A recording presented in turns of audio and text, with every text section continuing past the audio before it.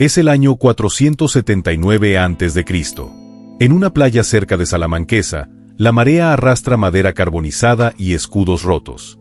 La arena está negra de ceniza. El aire sabe a sal, humo y algo más. Algo a cobre. Algo que no cuadra. La flota persa ha desaparecido, quemada, dispersa, derrotada. Grecia vencida. Eso dirán los poetas. Eso es lo que grabarán en mármol y cantarán en simposios durante los próximos 2000 años. Pero ahora mismo, en esta playa, hay un sonido que proviene de las colinas que ninguna epopeya jamás mencionará. Gritos. No son los de una batalla. No son los que vienen acompañados de adrenalina, gloria y la promesa de una muerte rápida. Este es diferente. Agudo, crudo, de esos que te raspan la garganta hasta que no queda más que aliento, terror y la terrible constatación de que nadie vendrá a ayudarte. Proviene de un campamento de tiendas que se extiende kilómetros a lo largo de la costa. Miles de refugios de lona, fila tras fila, ondeando al viento como las velas de una flota fantasma. No son barracones. Son corrales. Y dentro están los despojos de la guerra. No oro, no tierras, mujeres. Hijas de Atenas, Corinto, ladrones, Megar. Niñas que vieron morir a sus padres en las calles. Madres que escondieron a sus hijos en fosas, pozos y tinajas, rogando que se asfixiaran en silencio antes que ser encontradas. Mujeres que pensaban que lo peor que podía pasar era ver arder sus ciudades. Se equivocaban, porque siguen vivas. Y lo que Jerjes y sus comandantes les hicieron en los meses siguientes. Lo que hicieron sistemáticamente no fue misericordia. Ni siquiera fue simple crueldad. Fue algo para lo que el mundo antiguo tenía una palabra. Algo que nuestros libros de historia prefieren traducir como esclavitud. Pero no fue eso.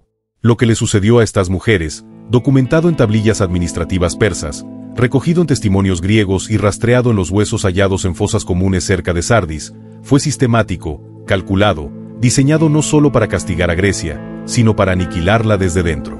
La cuestión no es si puedes soportar la verdad, sino si estás dispuesto a recordar lo que sufrieron mientras el resto del mundo celebraba la victoria griega. Si alguna vez te has preguntado por qué ciertos capítulos de la historia se narran desde la perspectiva de los hombres en los campos de batalla y no desde la de las mujeres que quedaron atrás entre las ruinas, estás en el lugar indicado.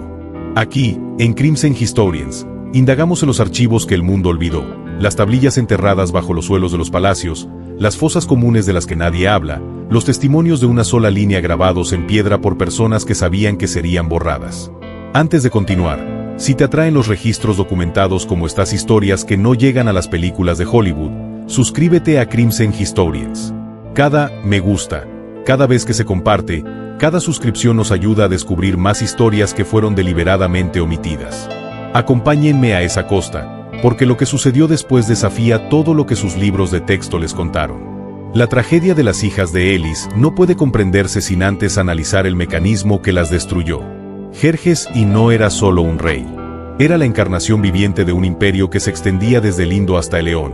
Un imperio que no conquistó solo con la fuerza bruta, sino mediante un sistema tan eficiente, tan profundamente arraigado en la cultura persa, que funcionaba como un segundo gobierno. Se llamaba el sistema del harem. Pero esa palabra no refleja su verdadera naturaleza. No se trataba de placer. No se trataba de lujo, ni de cojines de seda, ni de las fantasías que más tarde distorsionarían nuestra comprensión. Se trataba de control, de tomar a las hijas de los enemigos y convertirlas en símbolos de sumisión, de criar a la siguiente generación de administradores mestizos que debían lealtad a Persia, no a las tierras de donde provenían sus madres. Cuando Jerjes invadió Grecia en el 480 a.C., trajo consigo 500.000 de hombres. Soldados, sí, pero también algo más. Traficantes de esclavos, escribas, funcionarios cuya labor no era luchar, sino catalogar cada ciudad caída, cada isla rendida, cada aldea que resistió y fue incendiada. Lo documentaron todo. ¿Quién vivió? ¿Quién murió? Y, lo más importante, ¿a quién podían capturar? Las niñas eran la prioridad. No porque los persas fueran excepcionalmente crueles, muchos imperios antiguos lo hacían, sino porque Jerjes comprendía algo que la mayoría de los conquistadores ignoraban. No se derrota a un pueblo solo matando a sus hombres, sino llevándose a sus hijas y asegurándose de que la siguiente generación creciera hablando su idioma, adorando a sus dioses y olvidando que sus madres alguna vez tuvieron otro hogar. Para cuando el ejército persa se retiró tras Álamo y Plataya, más de 40.000 mujeres y niños griegos habían sido absorbidos por la red administrativa persa. 40.000, la mayoría fueron enviados al este, a Sardis, Soua Pepilolis. Algunos fueron destinados a fincas como mano de obra doméstica. Otros, especialmente los jóvenes, los bellos, las hijas de familias nobles, fueron llevados al sistema del harén real. No para lo que piensas, para integrarlos. Si este momento histórico no te impulsa a aprender más, quizás te estés perdiendo la lección por la que nuestros antepasados murieron, que lo más peligroso que un imperio puede hacer no es matarte, sino hacerte olvidar quién eras. La playa de Faleron, al sur de Atenas. Verano del 479 AC. El ejército persa se prepara para retirarse, pero no con las manos vacías. Los civiles griegos, aquellos que no huyeron a tiempo, los demasiado viejos, demasiado jóvenes o demasiado obstinados para correr, están siendo procesados. Esa es la palabra que usaban los persas, procesados. Como grano, como madera, como carga. Un hombre supervisa la operación. Se llama Arturxos, un general persa cuyo nombre aparece en Heródoto en sellos administrativos encontrados en las ruinas de Persepilus. No observa la batalla, observa la cosecha. Así lo llamaban en persa. Barrifton, la toma de la cosecha. Primero separan a las mujeres, luego las clasifican por edad. Las niñas menores de 12 años van a un grupo. Serán criadas como sirvientas, aprenderán persa y se integrarán lentamente a lo largo de los años hasta que las palabras griegas para madre y hogar les resulten extrañas. Las mujeres mayores de 30 son enviadas a campos de trabajo en Tracia Fría.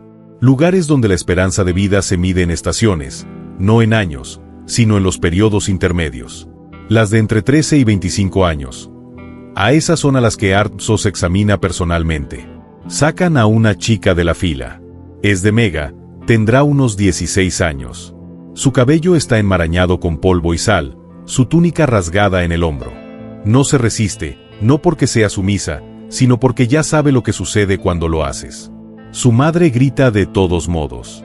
Un soldado persa la golpea en la cara con tanta fuerza que la hace caer de rodillas. Pero no la mata. La necesitan viva para vigilar, porque eso también forma parte del sistema. No solo se llevan a las hijas, sino que hacen comprender a las madres que la resistencia es inútil, que incluso los cuerpos de sus hijas pertenecen al imperio. Ahora, la joven de Maggara es conducida a una tienda. Dentro, un escriba persa, sentado a una mesa baja con tablillas de arcilla y un estilete, no la mira a la cara. Observa sus dientes, sus manos, su postura. Registra detalles, edad, altura, estado de los dientes, presencia de cicatrices, evidencia de virginidad. No son soldados. Son administradores. Esto es una burocracia. Un sello intacto de Pipilus, traducido en la década de 1930 por el arqueólogo alemán Ernst Herzfeld, incluye una línea que dice, entregadas en Susa, 120 mujeres griegas, de 14 a 22 años, seleccionadas y preparadas para el servicio real procedentes de Atenas, Ladronas y Corinto. Estado aceptable. Estado aceptable. Así es como el imperio persa veía a las hijas de Elis como mercancía. Pero la cosa se complica aún más. Porque lo que sucedió después no fue un acto de crueldad aleatoria, sino una política deliberada. Las jóvenes seleccionadas para el sistema del harem eran embarcadas rumbo al este, pero no todas. Algunas eran retenidas en campamentos a lo largo de la costa de Asia Menor durante semanas, a veces meses. ¿Por qué? Porque los persas habían aprendido algo de conquistas anteriores. Si se toma a una mujer y se la pone inmediatamente a servir, se resiste. Recuerda. Se aferra a la esperanza de que alguien venga a rescatarla, de que su ciudad la rescate, de que los dioses intervengan. Pero si primero se la doblega, si se la despoja de su nombre, de su lengua, de su identidad, entonces se integra con mayor facilidad. Y la forma más eficaz de doblegar a alguien no es mediante la violencia, sino mediante la humillación, obligándola a participar en su propia erasia. Existe un relato fragmentario conservado en una colección de epitafios griegos del siglo IV a.C. La historia de una mujer llamada Clíice, de Corinto. Tenía 13 años cuando los persas la capturaron. Sobrevivió. Décadas después, regresó a Grecia ya anciana y dejó una inscripción en un templo cerca de Olimpia. Dice así: yo era Clíice, hija de Nicodemo. Me llevaron en el año del fuego. Me dieron un nombre nuevo. No hablaré. Serví en la casa del primo del rey durante 16 años. Cuando me liberaron, había olvidado los himnos que mi madre me enseñó. He venido aquí para recordarlos. Esta piedra recordará por mis 16 años. Ella tenía 29 años cuando la liberaron. Y había olvidado los himnos. Eso no es esclavitud. Eso es aniquilación cultural. Los campos donde retenían a estas mujeres no eran prisiones. Eran centros de reeducación. A las niñas se les enseñaba persa, cómo inclinarse a la manera persa, cómo preparar comida persa, cómo vestir ropa persa, cómo adoptar las costumbres persas. A las que se resistían las dejaban morir de hambre. A las que obedecían las recompensaban con un trato ligeramente mejor. Y a las que se resistían demasiado. Hay una fosa común cerca de Sardis, excavada en 1958. Contiene los restos de más de 300 mujeres, datadas a principios del siglo XVIII. Siglo V a.C. Los huesos muestran signos de malnutrición, traumatismos por objetos contundentes y evidencia de abuso sistemático. Los arqueólogos notaron algo extraño. Casi todos los cráneos miraban hacia el oeste, como si, incluso en la muerte, intentaran regresar a casa. A finales del 479 AC, la primera oleada de cautivos griegos llegó a Susa, el corazón administrativo del imperio persa. La ciudad era vasta, resplandeciente, completamente ajena a una joven de una aldea griega. Salas con columnas se elevaban más altas que cualquier templo de Atenas. Jardines florecían con flores sin nombre griego. El aire olía a incienso, cardamomo y un aroma dulce que no lograba identificar. Y en el centro de todo se encontraba el complejo palaciego donde residía el harén real. Aquí, el mito se encuentra con el horror. La palabra harén evoca imágenes de Hollywood, velos, incienso, lujo. Pero el harén real de Persia no era un burdel, sino una institución política, un lugar donde las hijas de los pueblos conquistados se convertían en activos del imperio. Así funcionaba. Según los registros de las tablillas de fortificación de Pépilo, documentos administrativos que sobrevivieron gracias a que se cocieron en el fuego cuando Alejandro Magno incendió la ciudad en el 330 a.C., las mujeres que ingresaban al sistema del harem se dividían en rangos. En el más bajo, las sirvientas domésticas, por encima de ellas, las concubinas. En el más alto, las elegidas para tener hijos eran nobles persas. El objetivo no era el placer, sino la integración. Los hijos de madres griegas y padres persas se criarían como persas, pero con suficiente sangre griega para servir como intermediarios, traductores y administradores en los territorios recién conquistados. Era colonialismo genético, pero no todas las jóvenes lo lograron. Una joven llamada Talía, cuyo nombre se conserva en una tablilla administrativa babilónica del 477 AC, tenía 15 años cuando llegó a Susa. La tablilla registra que se negó a integrarse y fue puesta en una unidad disciplinaria. Lo que esto significaba exactamente se detalla en otro documento. Trabajos forzados en los talleres de tejido del palacio, 14 horas al día, raciones mínimas y sin contacto con otros griegos. Mujeres. Ella duró 8 meses. La causa de la muerte se registró como agotamiento. Pero algunas de las chicas sí sobrevivieron a la integración. Y lo que le sucedió es, en cierto modo, peor que la muerte, porque se convirtieron en cómplices. Existe una carta auténtica, conservada en las áridas arenas de Bactria y traducida en la década de 1970. Es de una mujer llamada Roxane, un nombre griego que significa brillante. Le escribe a su hermana en Tesela. La carta data de alrededor del 470 AC. En ella escribe: estoy bien. He aprendido el idioma. He aprendido las oraciones. El mayordomo del rey me ha tomado como segunda esposa. Le he dado un hijo. Es hermoso. Tiene tus ojos, pero nunca sabrá tu nombre. Por favor, no intentes encontrarme. Ya no soy quien era. Ya no soy quien era. Esa es la frase que debería perseguirte. Porque Roxana sobrevivió. La alimentaron, la vistieron, la elevaron de estatus. Tuvo un hijo. Y a cambio, dio a luz a un hijo que crecería como persa. Que jamás sabría que su madre había rezado a Atenea, que jamás cantaría las nanas que aprendió de niña en Tesal. Esta era la verdadera estrategia, no la masacre.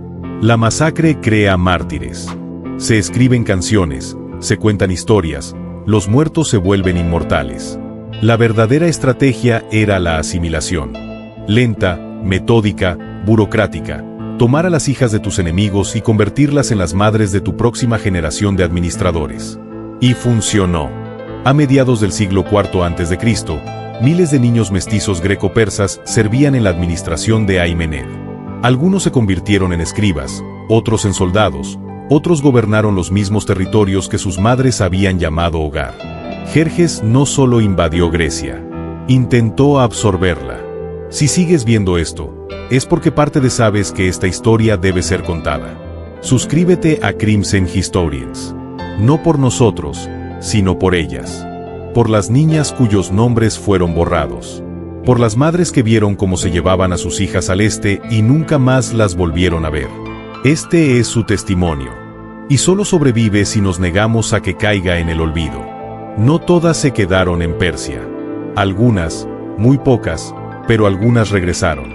En las décadas posteriores a las guerras médicas, a medida que las ciudades-estado griegas consolidaban su poder y el dominio de Persia sobre los asiáticos se debilitaba, un goteo de mujeres comenzó a regresar a casa, liberadas por dueños compasivos, rescatadas por familias desesperadas o en raras ocasiones, escapando.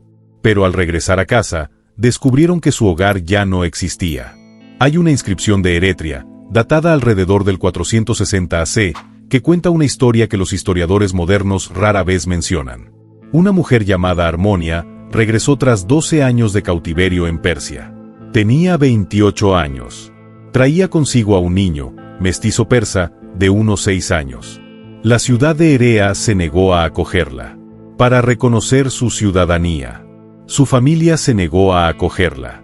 El motivo quedó registrado sin rodeos en los archivos legales de la ciudad. Había sido mancillada por el contacto de un bárbaro y había nacido mestiza. Aceptarla sería aceptar al enemigo. A ella y a su hijo les dieron la espalda. La inscripción termina ahí. No sabemos qué fue de ellos. Esta es la parte de la historia que no encaja en la narrativa heroica. Porque Grecia ganó la guerra. Atenas se convirtió en el corazón de la democracia, la filosofía y el arte. La amenaza persa fue repelida. Los poetas escribieron epopeyas. Los escultores tallaron el mármol. Y nadie quería hablar de las hijas que regresaron destrozadas ni de las que jamás regresaron. Un historiador llamado Teopmo, que escribió en el siglo IV a.C., hizo una breve referencia a las mujeres silenciosas, supervivientes griegas del cautiverio persa que vivían al margen de la sociedad, incapaces de reintegrarse, incapaces de hablar de lo que les habían hecho. Escribió: son como sombras. Se mueven por el ágora, pero nadie las ve. Fueron secuestrados, y aunque regresaron, siguen desaparecidos. Las mujeres silenciosas, así las llamaba Grecia. Con el tiempo, dejaron de llamarlas de ninguna manera. Para cuando Heródoto escribió sus historias entre los años 430 a.C., el enfoque se centraba por completo en las batallas, las estrategias y la gloria de la resistencia griega. Menciona a los cautivos persas una sola vez, en una sola línea. Muchos griegos fueron capturados, pero con el tiempo algunos regresaron, otros regresaron. Eso es todo. Eso es todo lo que les contó. Pero las tumbas no mienten. En toda Grecia, especialmente en las regiones que sufrieron una fuerte ocupación persa, los arqueólogos han encontrado lugares de enterramiento de mediados del siglo I a.C. con restos de mujeres con características inusuales, signos de malnutrición compatibles con un cautiverio prolongado, traumatismos óseos y, en varios casos, evidencia de partos a muy temprana edad. Una de estas tumbas, cerca de la de unos antiguos ladrones, contenía el esqueleto de una mujer de unos 20 años. Junto a ella, una pequeña tablilla de arcilla con una inscripción en griego que decía: no soy hija de nadie. No soy madre de nadie.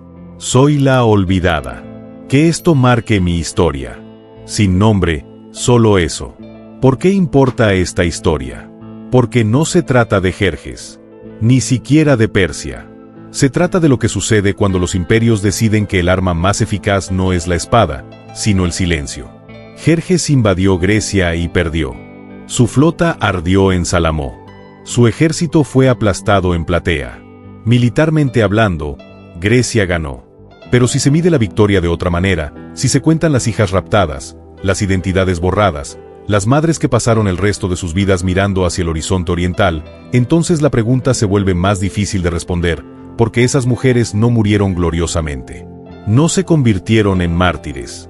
La mayoría simplemente desaparecieron en la maquinaria administrativa de un imperio, recibieron nuevos nombres, tuvieron hijos que crecieron persas y se desvanecieron por completo de la memoria griega.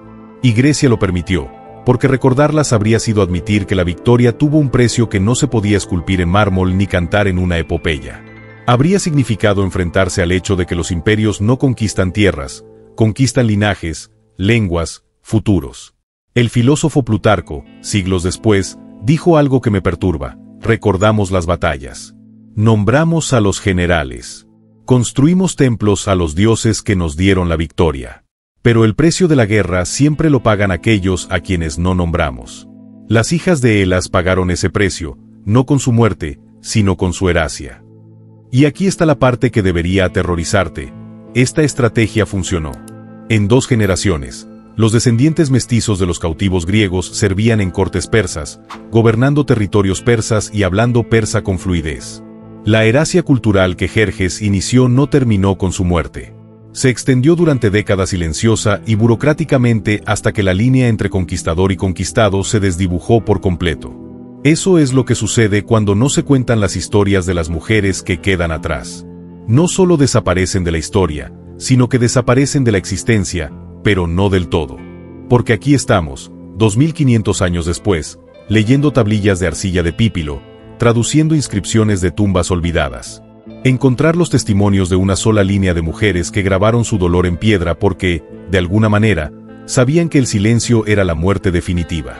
Y mientras sigamos leyendo, traduciendo y negándonos a que sus voces se pierdan en el tiempo, siguen aquí. No como ellas querían, no como merecían, pero aquí están. Acabas de presenciar una de las verdades más oscuras de la historia. No del tipo que se encuentra en los libros de texto, sino la que yace enterrada en archivos administrativos y tumbas anónimas. Si historias como esta te recuerdan lo frágil que es la humanidad, lo fácil que es que las voces se silencien cuando nadie lucha por recordarlas, suscríbete a Crimson Historians y mantén vivo el pasado. Porque algunas voces merecen ser escuchadas, incluso si fueron silenciadas hace 25.500 años, especialmente.